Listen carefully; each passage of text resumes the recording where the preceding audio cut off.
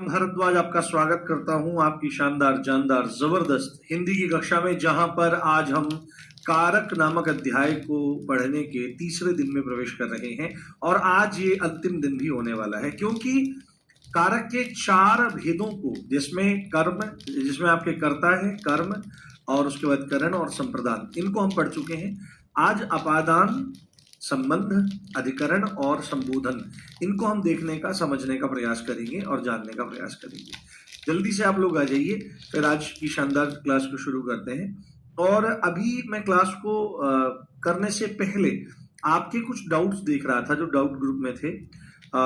हालांकि मैं कोशिश कर रहा हूं कि 24 आवर्स में ही आपके आंसर दूं, बट आप को मैं एक बात बताता हूं कि और भी कक्षाएं हैं और कुछ और भी जिम्मेदारियां हैं, जिनकी वजह से कभी कभी आगे पीछे हो जाता है। तो आप बिल्कुल भी अन्यथा ना माना करें, मतलब अदरवाइज ना चीज़ों को लिया करें कि सर ध्यान नहीं दे रहे हैं। ऐसा नहीं है, मेरा ध्यान एक एक बच्चे पर है।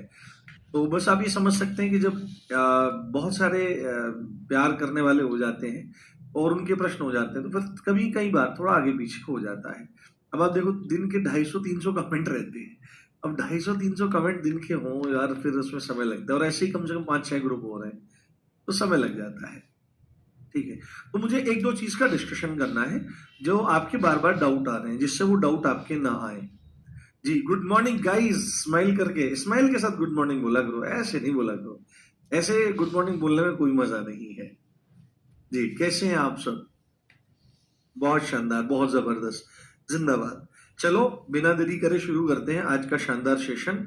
और कल का सेशन आपको बहुत अच्छा लगा होगा, मुझे पूरी उम्मीद है, और आपने खूब उसका आनंद लिया होगा। देखो, मैं ना पहले इस स्लाइड को लिख रहा हूं, फिर इसको मिटा दूंगा। ये देखो, एक दो डाउट मुझे सबसे ज्यादा दिखाई दिए आपके, दो डाउट मुझे सबसे ज्यादा दिखाई दिए आपके। पहला डाउट तो ये था कि भाई स्वरों की संख्या वाला, किसका? स्वरों की संख्या, स्वरों की संख्या वाला। हालांकि मैंने इसको बहुत बार आपको बता दिया है, बहुत बार चीजों को आपको समझा दिया गया है। हाँ, ये स्माइल, बहुत बार मैंने इसको आपको बता दिया है, पर फिर भी अगर आप थोड़ा सा इसको डाउट लेकर के चल रहे हैं, स्वरों की संख्या या स्वरों की कुल संख्या, तो इसके लिए अभी जब हम सेशन लेके आएंगे, जब हम प्रैक्टिस सेशन लेकर के आएंगे, तो उस प्रैक्टिस सेशन में आपको मैं सब चीजें समझाऊंगा। इस प्रैक्टिस सेशन में इसको मैं और ज्यादा क्लियर कर दूंगा, जिससे आपको कोई डाउट ही नहीं रहेगा। हालांकि इतना टेंशन लेने की कोई बात है नहीं दोस्तों, जितना आप सोच रहे हो। दूसरी बात है, दूसरा जो है वो है सिलेबस कंप्लीट होने को लेकर के कि सर सिलेबस कब तक पूरा हो जाएगा। तो सिलेबस की चिंता मत करो, अभी परीक्षा, मुझे पता है डेट आ गई है, पर हमको उससे भी ज्यादा ध्यान नहीं देना है कि हमारा सिलेबस बहुत अच्छे तरीके से पूरा हो। क्योंकि सिलेबस अगर एक महीने में पूरा कर दिया जाए और जून में आपका पेपर और पेपर में क्वेश्चन आपको एक भी ना लगे, तो उसका कोई मतलब वास्ता नहीं है। तो आप पढ़ने पर ध्यान दो, समय हमारे पास पर्याप्त है, 4 महीने का समय है। अप्रैल में हम शायद आपका सिलेबस पूरा कर देंगे, तो सिलेबस आपका पूरा हो जाएगा अप्रैल तक, ऐसा मैं पूरा प्रयास कर रहा हूं। अब इसमें आगे पीछे। और तीसरा एक डाउट आ रहा है, जो हम लिंग नामक अध्याय पढ़ रहे थे, लिंग नामक अध्याय जो हम पढ़ रहे थे, उसमें हमने उकारांत शब्द को देखा था। क्या देखा था? उकारांत शब्द को देखा था, उकारांत शब्द। तो वहां पर क्या हुआ है कि उकारांत शब्द स्त्रीलिंग होते हैं। क्या होते हैं बेटे? उकारांत शब्द स्त्रीलिंग होते हैं, स्त्रीलिंग होते हैं। पर भूलवश ऐसा हो जाता है कई बार कि ध्यान पूरा लगा रहता है, परंतु मैंने बोला स्त्रीलिंग ही है। उदाहरण भी जो दिए हैं वो स्त्रीलिंग के ही दिए हैं। तो इतना आपको भी अंडरस्टैंड करना चाहिए कि सर क्या बोल रहे हैं। कई बार ध्यान इधर उधर चला जाता है। ध्यान इधर उधर चले जाने का मतलब है कि हो जाती है लिखने में कई बार छोटी मोटी गलतियां, और ये रेयर होती हैं। आप भी देख रहे हो, मेरे साथ रेयर ही है, हर किसी टीचर के साथ होती है। तो इसका मैं सुधार करवा दूंगा। ये यहाँ पर मैं बता देता हूं आपको, ये पुल्लिंग नहीं है। ठीक है, ये पुल्लिंग नहीं है। कोई बच्चा भी कह रहा था कि पॉइंट नंबर 16 है, ये पुल्लिंग नहीं है, ये स्त्रीलिंग है। वहां पर उदाहरण भी हमने स्त्रीलिंग के लिए है। तो आपको बिल्कुल भी डाउट करने की कोई जरूरत नहीं है। अच्छे से आप लोग पढ़ते रहो, अच्छे से आप चीजों को जानते रहो। बताओ, अब कोई वैसा, ये बहुत आ रहे थे तो इसलिए मैंने आपको बताया, थोड़ा सा आप भी मतलब यूज किया करो और चीजों को बेहतर ढंग से देखा करो।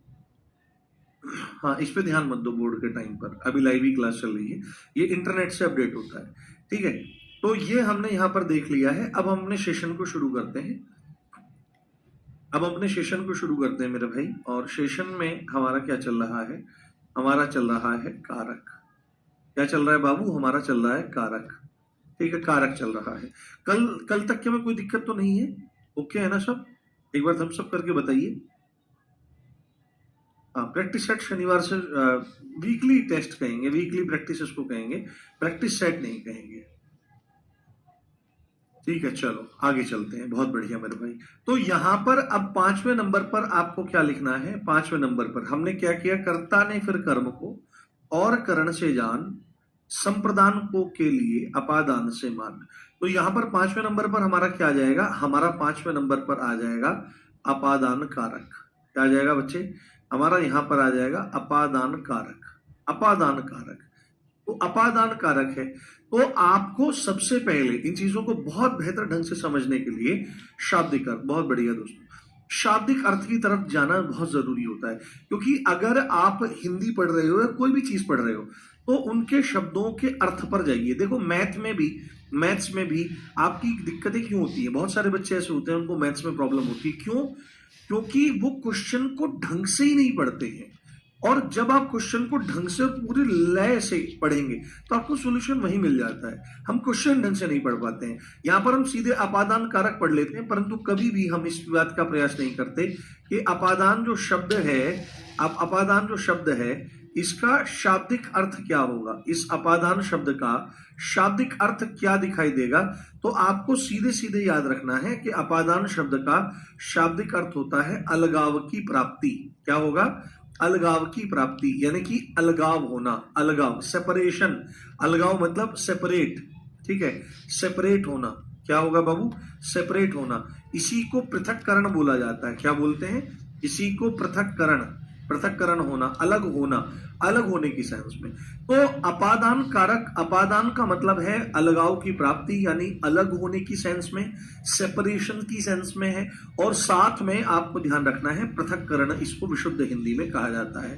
तो अपादान कारक की यदि आपको परिभाषा बनानी पड़े तो जहां जहां है ना, अपादान कारक सीधे लिखें, लक्षण लिखा था हमने कि जिससे जिससे अलग हुआ जाता है। क्या होता है? जिससे अलग हुआ जाता है, जिससे अलग हुआ जाता है, जिससे अलग हुआ जाता है ना, जिससे अलग हुआ जाता है वो अपादान कारक होता है। ध्यान से सुनना, अपादान का अर्थ है अलगाव, पृथक्करण, सेपरेशन। पर अपादान कारक अगर कहें तो आपको क्या पहचान रखनी है? जिससे अलग हुआ जाता है, जिससे हम सेपरेट होते हैं उसको अपादान कारक कहते हैं। यदि आप यहां पर देखो कि अपादान कारक की विभक्ति क्या है, अगर आप यहां पर देखो और समझने का प्रयास करो तो अपादान कारक की विभक्ति के बारे में आपके पास प्रश्न आ जाएगा कि भाई विभक्ति बताओ इसकी। तो आपको सीधे बोलना पड़ेगा अपादान कारक की विभक्ति होती है से। क्या होती है? अपादान कारक की विभक्ति होती है से। तो अगर पेपर में क्वेश्चन आ जाए, अगर पेपर में क्वेश्चन आ जाए, जैसे मैं एक यहां पर एग्जांपल लेता हूं, मैं यहां पर एक एग्जांपल लेता हूं, एक एग्जांपल लेता हूं यहां पर। जैसे मैं यहां पर लिखूं कि पेड़ से पत्ते गिरते हैं, पेड़ से पत्ते गिरते हैं, पेड़ से पत्ते गिरते हैं। ठीक है, और उसके बाद मैं यहां पर लिखता हूं कि राम कलम से लिखता है, राम कलम से लिखता है, राम कलम से लिखता है।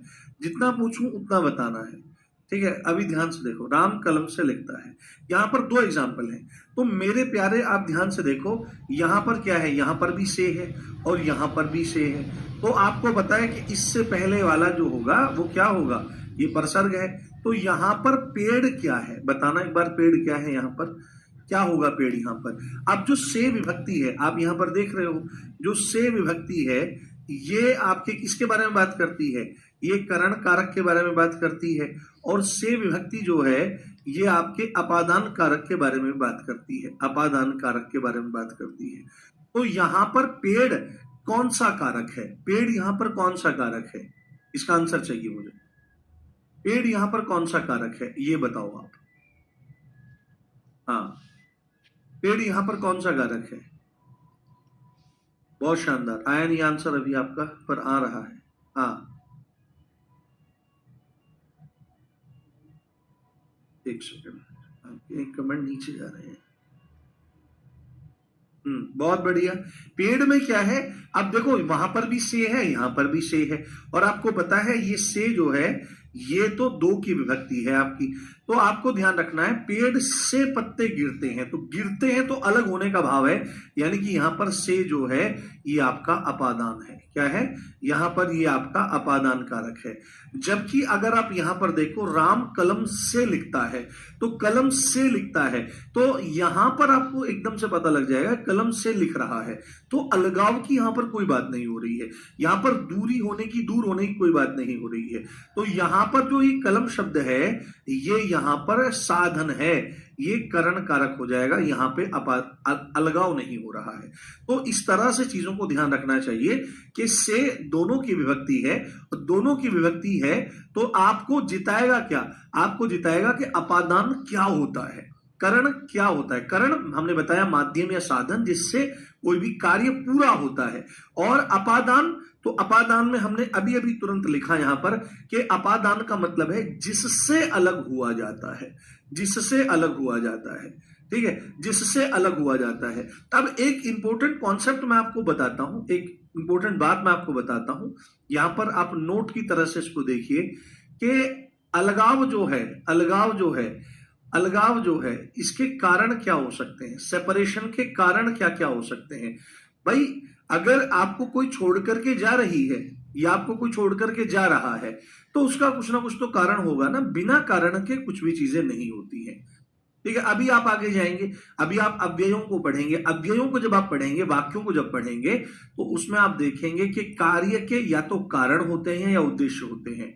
आप लोग हिंदी पढ़ रहे हो, इसका कारण क्या है या उद्देश्य क्या है, तो कारण आप कहोगे कि भाई सर इसका कारण तो मुझे नहीं पता पर मेरा उद्देश्य है क्या, कि मुझे वर्दी पहननी है। जैसे आप रोटी खा रहे हो, भाई रोटी क्यों खा रहे हो, क्या कारण है, भाई कारण क्या, भूख लग रही है। तो किसी भी चीज के पीछे उसका हेतु होता है। तो अलगाव के कारण जो होते हैं वो कैसे हो सकते हैं, एक तो सामान्य कारण हो सकते हैं जैसे पेड़ से पत्ते गिरते हैं, दूसरा कारण हो सकता है डर, ठीक है, डर के कारण भी आदमी अलग हो जाता है, जिससे डरता है उससे अलग हो जाता है, डर के कारण भी अलग हो जाता है। और तीसरी यहां पर बात आ जाएगी तुलना। जब भी हम तुलना करते हैं तो एक्चुअली में हम वहां पर अलगाव को ही क्रिएट कर रहे होते हैं। तो अगर आपसे पूछा जाएगा कि भाई अलगाव के कारण क्या है, तो सामान्य कारण है, दूसरा डर भी एक कारण होता है, भय, जिससे हम डरते हैं उससे दूरी बना लेते हैं, और तीसरा होता है तुलना, कंपैरिजन, समानता, उपमा, इसी को कहा जाता है। तो जब किसी दो के बीच में तुलना होती है तो उनसे डिफर ही तो किया जाता है, डिफरेंस ही तो क्रिएट किया जाता है, ये बात ध्यान रखें। जैसे अब आप बोलोगे सर उदाहरण के माध्यम से बताओ, तो मैंने कहा बिल्कुल ठीक है भाई, हम उदाहरण के माध्यम से ही चीजों को बताने का प्रयास करते हैं। सबसे पहले आप उदाहरण देखो, जैसे हम यहां पर लिखें कि हिमालय से, हिमालय से, हिमालय से गंगा निकलती है, हिमालय से गंगा निकलती है, हिमालय से गंगा निकलती है, हिमालय से गंगा निकलती है, हिमालय से गंगा निकलती है। एक एग्जाम्पल हमने ये देखा। उसके बाद यहां पर हम लिखें लड़की छत से गिर गई, लड़की छत से गिर गई, लड़की छत से गिर गई, लड़की छत से गिर गई। तो आप यहां पर बहुत अच्छे से देखो कि हिमालय से गंगा निकलती है, यानी कि हिमालय और गंगा के बीच में अलगाव आ रहा है, एक सामान्य कारण है, एक भौगोलिक चीज है, एक जियोग्राफिकल कंडीशन है। तो हिमालय और गंगा के बीच में अलगाव हो रहा है, ठीक है। यहां पर देखो क्या है कि हिमालय और गंगा के बीच में अलगाव है, गंगा हिमालय से दूर हो रही है। अलगाव किस किस के बीच में, हिमालय और गंगा के बीच में, हिमालय और गंगा के बीच में। तो अलगाव हमको समझ में आया। अगर आपसे पूछे कि भाई अपादान कौन है, गंगा है या हिमालय है, तो यहां पर ध्यान रखना है जिससे अलग हुआ जाता है। और विभक्ति भी आपको पहचान दे रही है, देखो यहां पर कि ये विभक्ति किसके पीछे होती है, कारक के पीछे ही होती है, उसी कारक के पीछे। तो हिमालय से निकलती है, तो हिमालय यहां पर अपादान कारक हो जाएगा। इसको क्या लिखें यहां पर, हिमालय क्या है, हिमालय हमारा यहां पर अपादान कारक हो जाएगा, ये बात समझे। उसके बाद लड़की छत से गिर गई, एक कॉमन फिनोमेना है, एक कॉमन बात है, कोई भी गिर सकता है। तो लड़की का छत से गिरना यानी लड़की छत से अलग हो रही है, अलगाव है। तो यहां पर क्या है, लड़की और छत, क्या है बाबू, लड़की और छत। तो यहां पर आप देखो लड़की और छत के बीच में अलगाव हो रहा है, डिफरेंशिएशन हो रहा है, सेपरेशन हो रहा है। तो यहां पर आपको ध्यान रखना है कि अपादान कारक कौन है, लड़की या छत। तो जिससे अलग हुआ जाता है, क्या होता है बेटे, जिससे अलग हुआ जाता है। तो छत से अलग हो रहे हैं, तो यहां पर क्या आ जाएगा, छत है हमारा यहां पर अपादान कारक, छत है हमारा यहां पर अपादान कारक। ठीक है, ये बात हो गई हमारा, ये बात हो गई हमारी। अब हम सामान्य वाले हो गए, डर और तुलना वाले भी देखते हैं, डर और तुलना की चीजों को भी समझने का प्रयास करते हैं। जैसे हमने ये वाला देख ही लिया, ये भी इसी का एग्जाम्पल है अपादान कारक का, पेड़ से पत्ते अलग होते हैं। तो एक्चुअल में यहां पर क्या हो रहा है, पेड़ और पत्तों के बीच का अलगाव है, किसका, पेड़ और पत्तों के बीच का अलगाव है, पेड़ और पत्ते। तो किससे अलग हो रहे हैं, जिससे अलग होते हैं वह अपादान कारक होता है। यह बात आपको ध्यान रखनी है। चलो आगे एग्जाम्पल्स को देखते हैं और समझने का प्रयास करते हैं। देखो जैसे हम यहां पर लिखें, जैसे हम यहां पर लिखें कि बच्चे भूत से डरते हैं, किससे डरते हैं, बच्चे भूत से डरते हैं, है ना, भूत आ गया भाई।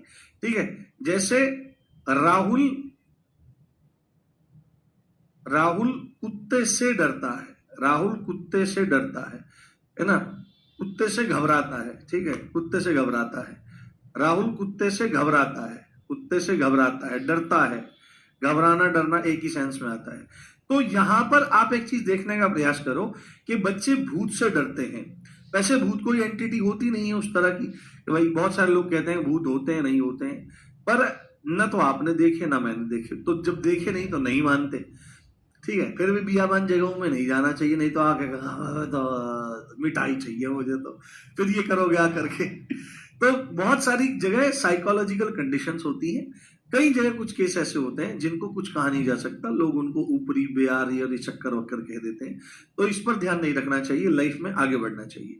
तो देखो यहां पर क्या है, बच्चे भूत से डरते हैं। तो बच्चा है ना, बच्चे और भूत, इनके बीच में सेपरेशन हो रहा है। मान लिया अगर भूत दिखाई भी देता हो, अंधेरे की आकृति ही भूत के रूप में दिखाई देती है। तो आप यहां पर देखो बच्चे और भूत में से अपादान कारक कौन होगा, तो जिससे डरते हैं, तो भूत से डरते हैं, तो भूत ही यहां पर क्या हो जाएगा मेरे भाई, भूत ही यहां पर अपादान कारक हो जाएगा, अपादान कारक हो जाएगा। यह बात आपको ध्यान रखनी है। उसके बाद राहुल कुत्ते से घबराता है, तो यहां पर अगर घबराएगा तो क्या होगा, राहुल कुत्ते से दूर होगा। बहुत सारे लोग तो ऐसे होते हैं कि भाई कुत्तों से बहुत मोहब्बत रखते हैं, मैं भी उनमें से एक हूं, पर मैं घर में नहीं पालता हूं, घर में पालना मुझे सही नहीं लगता कि कुत्ते भाई सब बिस्तर में भी जा रहे हैं, थाली में भी खा रहे हैं, वो मुझे ठीक नहीं लगता। अब आपको कैसा लगता होगा वहां पर मैं छोड़ता हूं। पर ऐसे से मतलब जैसे जिन घरों में कुत्ते पाले जाते हैं, जिन घरों में कुत्ते पाले जाते हैं, एक बार क्या हुआ कि हम एक रिश्तेदार के, मैं एक रिश्तेदार के यहाँ गया हुआ था, तो उनके यहाँ एक हस्की नाम, हस्की हस्की होती है ना, कुतिया होती है, कुत्ता होता है, साइबेरियन कुत्ता होता है, नीली नीली सी आंख होती है और भेड़िए जैसा लगता है। तो उसको गर्मी बहुत लगती है क्योंकि साइबेरियन ब्रीड है रशिया की। तो भाई मैं नहा करके निकला, उनके यहाँ टब था बढ़िया, और टब में ठंडा पानी, गर्मी का दिन था, मैं ठंडे पानी में नहा करके निकला। भाई जैसे मैं निकला कुतिया घुस गई उसमें उस टब में। भाई साहब मेरा जो वहां जिंदगी हराम हुई, मेरी जिंदगी में, भाई इसमें कुत्ते नहा रहे हैं, इसमें हम नहा रहे हैं। भाई फिर नहीं गया मैं दोबारा वहां पे, दोबारा मैं कभी नहीं गया वहां पे। तो ऐसी स्थिति है। तो कुत्ते जो हैं, तो अब जैसे अब मैं कुत्तों से घबराता हूँ क्योंकि हमारी गली के बाहर भी जैसे कुत्ते उत्ते घूमते रहते हैं। तो कोई रैंडम कुत्ता आ गया, मैंने रोटी दी, उसने पूंछ हिलाई, मैंने सोचा 2-4 बार रोटी दी, दोस्ती है, जैसे मैंने सिर पर हाथ पकड़ाया, कच्च से हाथ पकड़ लिया, तो 3 बार तो रेबीज लग चुकी है मुझे। तो राहुल कुत्ते से घबराता है, तो राहुल कुत्ते से दूर रहेगा। तो यहां पर जिससे दूर हुआ जाता है, कौन, कुत्ते से दूर हुआ जा रहा है, तो कुत्ता यहां पर हमारा अपादान कारक हो जाएगा। क्या हो जाएगा मेरे भाई, यहां पर कुत्ता हमारा अपादान कारक हो जाएगा। ये बात आपको पता होनी चाहिए, डरने के संदर्भ में यह बात हमारी आ रही है। और अगर हम यहीं पर बात कर लें तुलना की, अगर हम यहीं पर बात कर लें किसकी तुलना की, कि रीमा, रीमा सीमा से सुंदर है, रीमा सीमा से सुंदर है, रीमा सीमा से सुंदर है, राम घनश्याम से ज्यादा बुद्धिमान है। देखो आदमियों के बारे में सुंदर सुंदरता की बात नहीं होती है। जो तुम फेयर एंड लवली लगाते हो ना, या फेयर एंड हैंडसम लगाते हो, तो इसको लगाने का कोई लॉजिक बनता नहीं है। पुरुष जो होते हैं वो ऐसे नहीं होते हैं भाई साहब। अगर आपको किन्नर चिकना बोल करके जा रहा है तो क्या फायदा है? कोई फायदा नहीं है।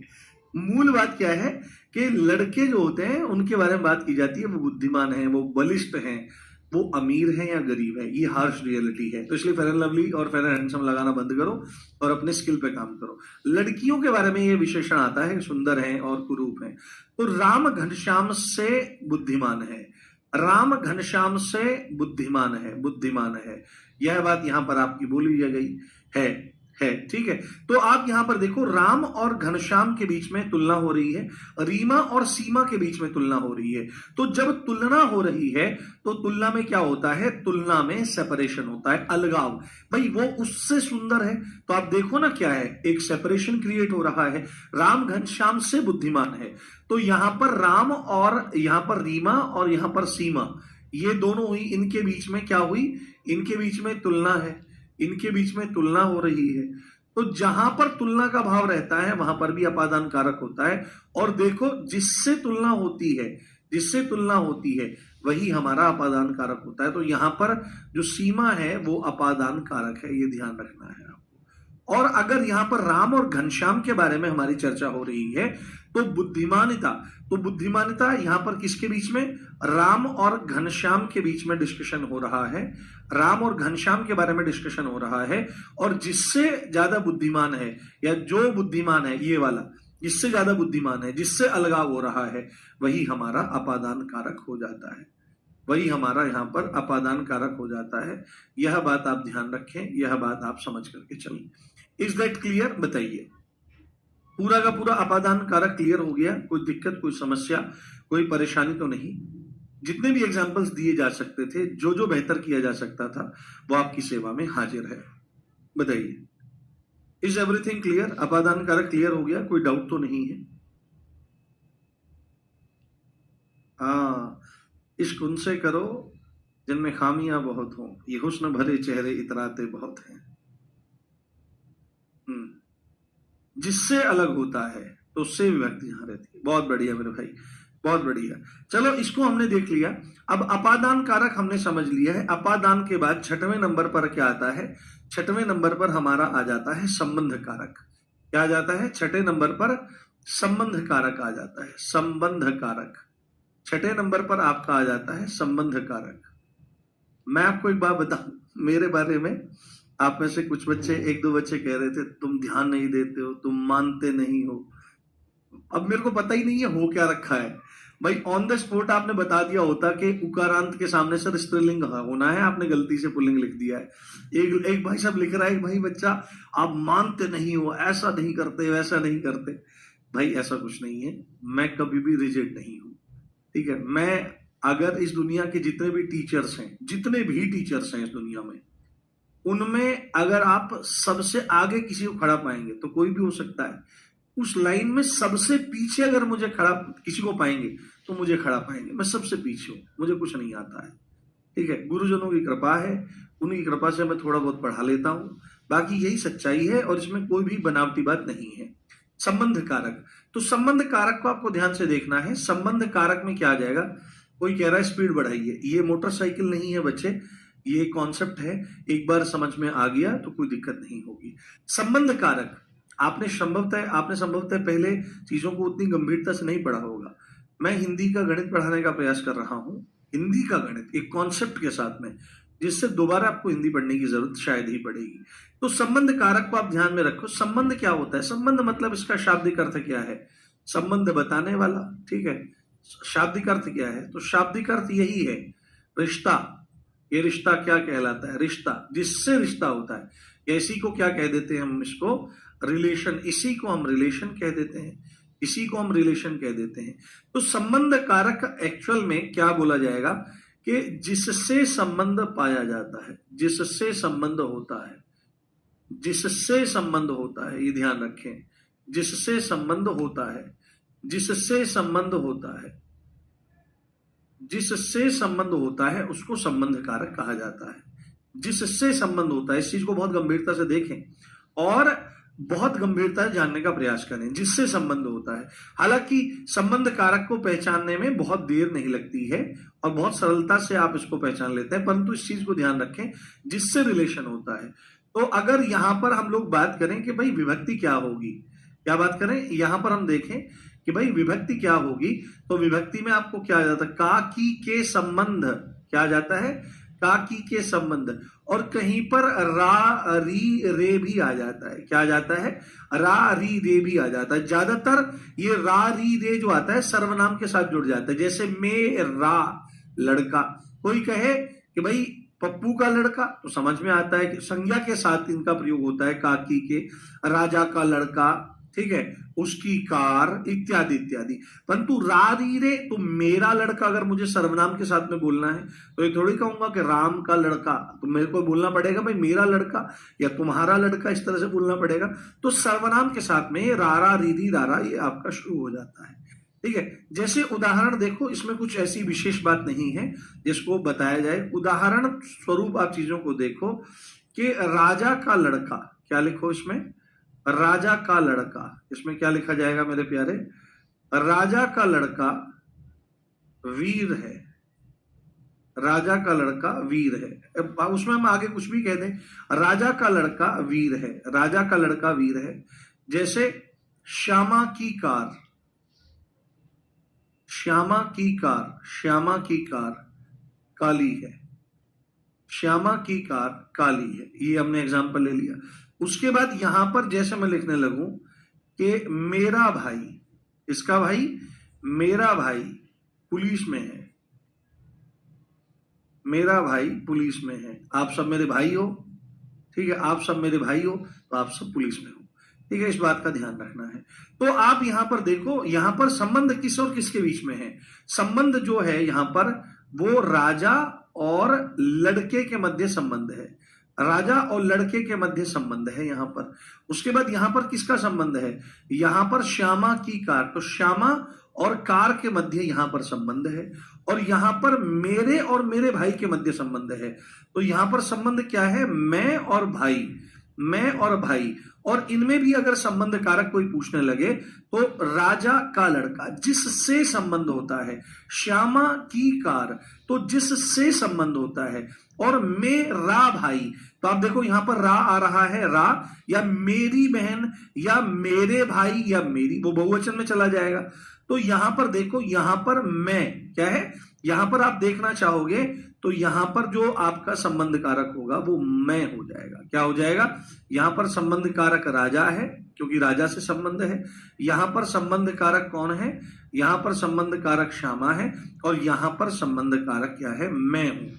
भाई संबंध कारक, कारक मतलब करने वाला, ये भी तो कॉन्सेप्ट पढ़ो ना, चीजों को समझो।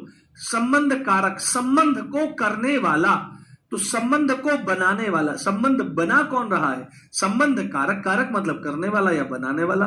तो संबंध कौन बना रहा है, राजा बना रहा है, राजा का लड़का। संबंध कौन कर रहा है, राजा का लड़का, राजा कर रहा है। श्यामा की कार, ठीक है, और ऐसे मेरा भाई, तो जिससे संबंध होता है उसको हम संबंध कारक कहते हैं। मैं इस बात को गारंटी से कह सकता हूं कि आप में से मैक्सिमम बच्चों ने कभी भी संबंध कारक को इस तरह से नहीं सोचा होगा, मैक्सिमम बच्चों ने, उन्होंने बस कहा की के रारी रे बोल करके और छुट्टी कर दी होगी।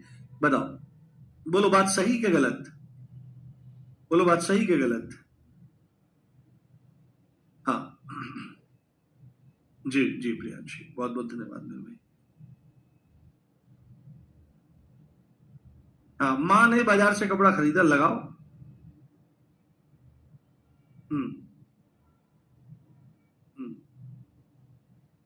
हाँ, संबंध सही लगा हुआ है, देखो वहां पर संबंध वहां सही लगी हुई है, ये थोड़ा आगे पीछे हो जाता है, उससे क्या फर्क, फर्क तो पड़ता है, पर ये यही मानी जाएगी, ठीक है, इसको यही मानो लो, थोड़ी मोटी कर देंगे तो यही हो जाएगी, ये लो, ये यही तो है, बिल्कुल सही है। संबंध ब और ध के बीच मध्य ही तो आ रहा है। हाँ, चल चल, बहुत बढ़िया मेरे भाई, संबंध कारक हो गया। अब उसके बाद हमारा अगला आ जाता है क्या, अगला आ जाता है हमारा अधिकरण। बहुत गंभीरता से समझना है अधिकरण को, क्योंकि अधिकरण से प्रश्न आते हैं, अधिकरण से प्रश्न आते हैं। अधिकरण कारक, अधिकरण कारक हमारा हो गया, क्या हो गया मेरे बाबू, हमारा अधिकरण कारक हो गया है, अधिकरण कारक। तो यहां पर सीधे ही हम बता देते हैं कि अधिकरण का मतलब में पर, सीधे क्या होते हैं, में पर में पर का क्या मतलब है, आप तो विभक्ति बता रहे हो, में पर नहीं बताना है। अधिकरण शब्द के शाब्दिक अर्थ की भी चर्चा जरूर करनी है, अधिकरण शब्द के शाब्दिक अर्थ की चर्चा भी आपको जरूर करनी है कि अधिकरण शब्द का शाब्दिक अर्थ, क्योंकि एग्जामिनर के दिमाग में आ गया कि भाई मैं तो अधिकरण का शाब्दिक अर्थ पूछूंगा, तो आपको बोलना है अधिकरण शब्द का अर्थ होता है आधार। और इस शब्द के अर्थ को आप अगर पकड़ लेंगे तो आगे जब हम समुच्चय बोधक अव्यय पढ़ेंगे उसमें समानाधिकरण शब्द आएगा और व्यधिकरण शब्द आएगा, और बच्चे घूम जाते हैं। समान अधिकरण, समान आधार पर, व्यधिकरण, वी धन अधिकरण, वी मतलब उपसर्ग है कौन सा, विपरीत, अलग होने की सेंस में, और अधिकरण मतलब आधार, भिन्न आधार पर। तो यहां पर क्या है, इसका अधिकरण का मतलब होता है आधार, आधार मतलब बेस, आधार मतलब बेस। तो यहां पर अधिकरण शब्द का अर्थ आधार है, बेस है, तो तुरंत एकदम दिमाग में प्रश्न आना चाहिए कि सर आधार है या बेस है, तो किसका बेस है। तो ये वो वाला बेस नहीं है कि बेबी को बेस पसंद है, दैट इज नॉट, है ना, ये वो नहीं है। अधिकरण का मतलब आधार है, तो सीधे सीधे आपको यहां पर लिखना पड़ेगा कि क्रिया का आधार, क्या बताना पड़ेगा, क्रिया का आधार, क्रिया का आधार, क्रिया का आधार, क्रिया का आधार ही अधिकरण कारक है, आधार को बनाने वाला। और कैसा आधार, क्रिया का आधार, तो एकदम से प्रश्न आएगा कैसा आधार, आप बोलोगे कैसा आधार, तो आपको बोलना पड़ेगा कि भाई आधार होंगे दो तरह के, आधार होंगे दो तरह के। पहला होगा भीतरी आधार, पहला होगा भीतरी आधार, भीतरी आधार, है ना, भीतरी आधार होगा। और दूसरा होगा मेरे भाई बाहरी आधार, बाहरी आधार होगा, बाहरी आधार, यानी क्रिया जहां पर हो रही है या कोई चीज कहीं पर स्थित है और होना। यानी क्रिया क्या होती है, क्रिया क्या होती है, क्रिया का होना या करना पाया जाता है। तो जैसे मैं यहां खड़ा हूं, ठीक है, खड़ा हूं, या पुस्तक कमरे में है, तो खड़े होना तो करने की सेंस में है, मैं पुस्तक कमरे में है तो होना भी क्रिया होती है, ये बात ध्यान रखें। तो भीतरी आधार, तो भीतर क्या होता है, इनसाइड, और इनसाइड के लिए जो विभक्ति यूज होती है वो होती है में। और बाहरी आधार, पुस्तक मेज पर है, तो जो क्रिया को आधार प्रदान करता है, आधार कैसा, तो भीतरी आधार में और बाहरी आधार में पर। और अगर मैं आपको याद दिलाना चाहूं कि में और पर जो हैं ये आपकी विभक्तियां हैं, ये क्या है मेरे भाई, ये आपकी विभक्ति है, ये आपकी विभक्ति है, यही आपके परसर्ग हैं, किसके, यही आपके परसर्ग हैं, यही आपकी विभक्ति है, किसकी, अधिकरण कारक की, किसकी, अधिकरण कारक की। जब आप क्रिया के भीतरी आधार की बात करेंगे तो आप में का यूज करेंगे, क्योंकि इन में को अंग्रेजी में क्या कहते हैं, इन, और इसको क्या कहते हैं, बाहरी आधार, ऑन, तो ऑन तो बाहरी होगा और में क्या होगा, इनसाइड की बात हो रही होगी। तो ये ध्यान रखना है। उसके बाद यहां पर अगर हम लिखने लगे कि भाई मास्टर जी उदाहरण के माध्यम से चीजों को बताइए, उदाहरण के माध्यम से चीजों को बताइए, तो जैसे मैं यहां पर लिखूं कि बच्चा, बच्चा कमरे में, बच्चा कमरे में खेल रहा है, बच्चा कमरे में खेल रहा है, हिंदुस्तान बोल रहा है, बच्चा कमरे में खेल रहा है, पुस्तक मेज पर रखी है, पुस्तक मेज पर रखी है, पुस्तक मेज पर रखी है, पुस्तक मेज पर रखी है, पुस्तक मेज पर रखी है। तो दो ही एग्जाम्पल इसके लेते हैं। अब आप यहां पर देखो कि यहां पर क्रिया का आधार है, तो क्रिया क्या है, क्रिया है खेलना, क्रिया क्या है, क्रिया है हमारा यहां पर खेलना, और आपका पुस्तक मेज पर रखी है, तो रखे होना यहां पर क्रिया है, क्या है, रखे होना, होना यहां पर क्रिया है। तो इन क्रियाओं का आधार क्या है, तो बच्चा कहां खेल रहा है, तो आपका उत्तर आएगा कमरे में खेल रहा है। तो कमरा यहां पर अधिकरण हो जाएगा, कमरा यहां पर आधार हो जाएगा कि कमरे में खेल रहा है, क्रिया का आधार है, तो ये आपका अधिकरण कारक हो जाएगा। पहचान कैसे हो सकती है?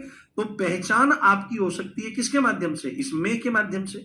और जैसे आप कहो कि पुस्तक मेज पर है, तो पुस्तक मेज पर है, तो आप यहां पर मेज को देखो, मेज आधार बन रही है उस क्रिया का, और आधार को ही अधिकरण कहा जाता है मेरे भाई। इस चीज को आप बहुत अच्छे से ध्यान रखें, बहुत अच्छे से समझ करके चलें, बहुत अच्छे से समझ करके चलें। ये अधिकरण कारक यहां पर हो जाएगा, और ऊपर भी ये आपका अधिकरण कारक हो जाएगा। बताओ, क्लियर हो गया पॉइंट? कोई दिक्कत, कोई समस्या तो नहीं? कोई दिक्कत, कोई समस्या तो नहीं? कमरा और मेज इसमें हो जाएंगे। जी श्लोक, बिल्कुल मेरे भाई। हाँ, जज साहब कुर्सी पर बैठे हैं, तमाम एग्जाम्पल ऐसे हो सकते हैं। मुंबई में ताज होटल मुंबई में है, ऐसे बोल सकते हैं।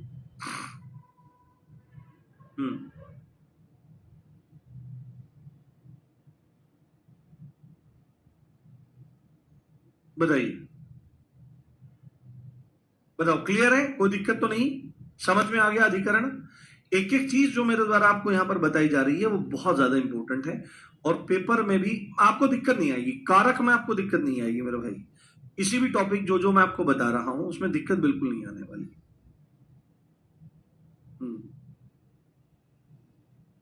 मेरे साथ में थोड़ा सा ये रहता है कि हो सकता है कि मेरी किसी टॉपिक की क्लास एक फालतू हो जाए, बट आपको समझ में बहुत अच्छा आएगा, ठीक है।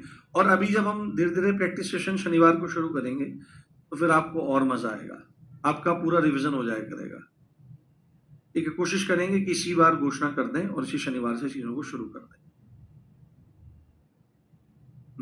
ठीक है। 2-3 टॉपिक जो करे होंगे, उन 2-3 टॉपिक्स के साथ में चीजों को हम लोग करने का प्रयास करेंगे। 1-1.5 घंटे के आसपास की क्लास रखेंगे, ठीक है। चलो, बहुत बढ़िया। और अब अंतिम में हम पढ़ते हैं क्या? अंतिम में पढ़ते हैं हम लोग संबोधन कारक। अंतिम में क्या पढ़ते हैं मेरे भाई? 8वां कौन सा पढ़ते हैं? 8वां पढ़ते हैं संबोधन कारक। अंतिम में कौन सा पढ़ते हैं? अंतिम में हमारे द्वारा पढ़ा जाएगा संबोधन कारक। संबोधन कारक, तो कारक का मतलब तो आपको पता ही है। यहां पर संबोधन शब्द का मतलब भी पता होना जरूरी है। इस संबोधन शब्द का शाब्दिक अर्थ भी आपको पता होना जरूरी है, जिससे आपको स्थिति बहुत अच्छे से क्लियर हो जाएगी। तो संबोधन कारक अर्थ क्या हो जाएगा? तो बाबू, इसका अर्थ होता है बुलाना। क्या करना? बुलाना, किसी को बुलाना, या इसी का अर्थ होता है किसी को पुकारना। तो किसी को बुलाना या पुकारना संबोधन कहलाता है। किसी को बुलाना या पुकारना संबोधन कहलाता है। तो आप किसी को कैसे बुलाते हो?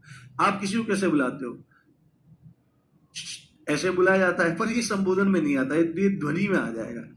जैसे हे, अरे, अजी। जैसे अब तो तुम बालक हो, तुम में से कुछ लोग ऐसे भी होंगे जिनका विवाह हो चुका होगा, क्योंकि अलग अलग कैटेगरी से आप सब लोग हैं, तो उसमें छूट मिल जाती है। तो कुछ जिनका विवाह हो गया होगा उनको ये बात पता होगी, बट आप में से मैक्सिमम ऐसे होंगे जो अपने ब्याह की तैयारी कर रहे हैं। क्या बेबी, मेरे को थोड़ा सा टाइम दिला दो अपने पापा से, बस कांस्टेबल में आपके पार कर दूंगा मामला में। अरे ठीक है, कोई बात नहीं।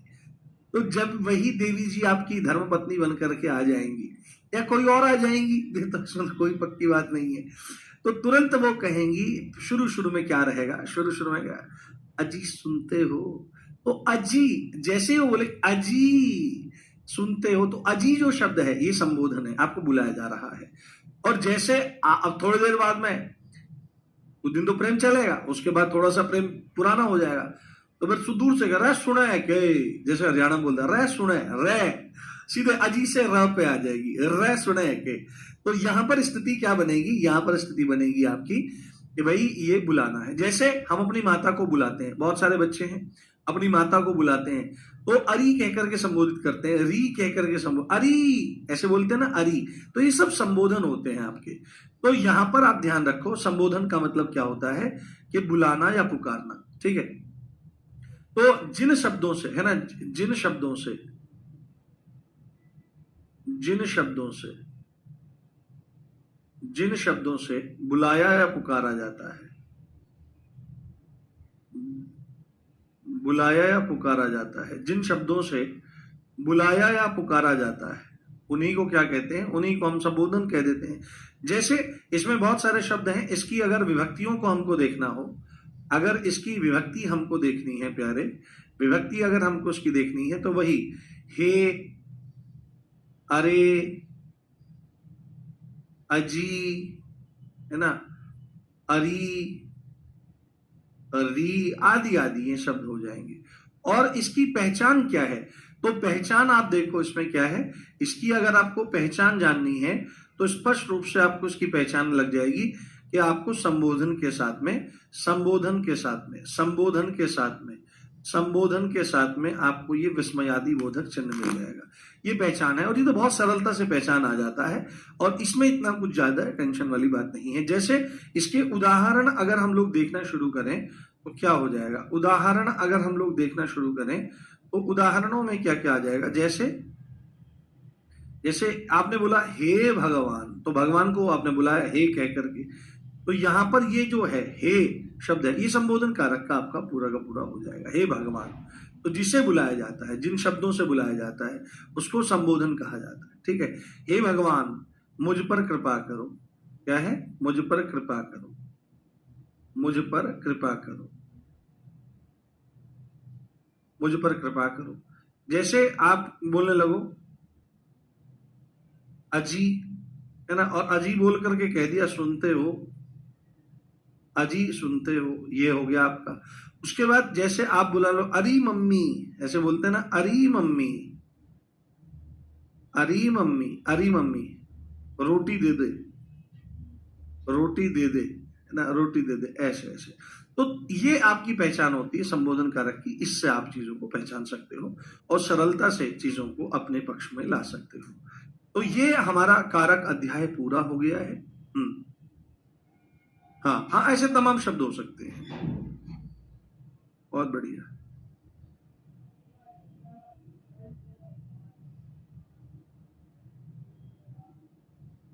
हम्म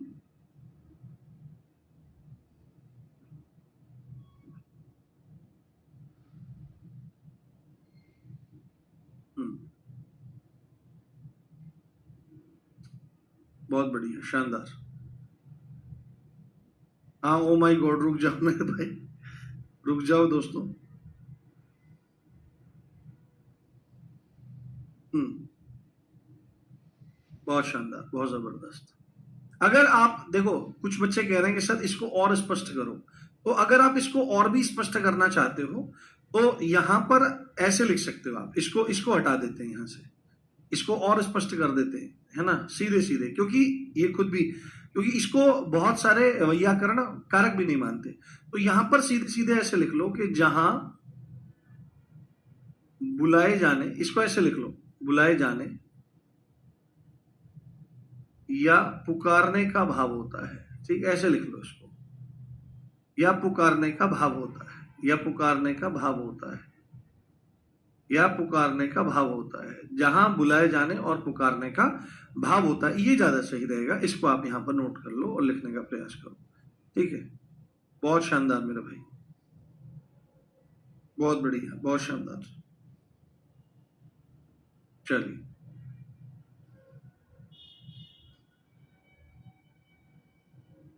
ठीक है, तो मुझे बताओ कोई दिक्कत, कोई समस्या तो नहीं है? एक बार मुझे बताओ, फिर आज का सेशन हम लोग कंप्लीट करते हैं और कल से हम सर्वनाम को पढ़ना शुरू करेंगे। सर्वनाम पढ़ेंगे।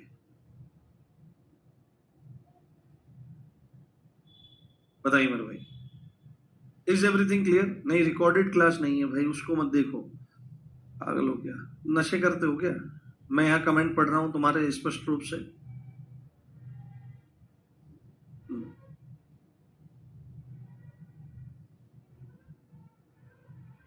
बहुत बढ़िया। हम्म, बहुत शानदार, जबरदस्त। ठीक है, तो एक बार मैं इसको रिकैप कर देता हूं, एक दो बच्चे कह रहे हैं इस बारे में। तो अपादान कारक जिससे अलग हुआ जाता है, विभक्ति से है।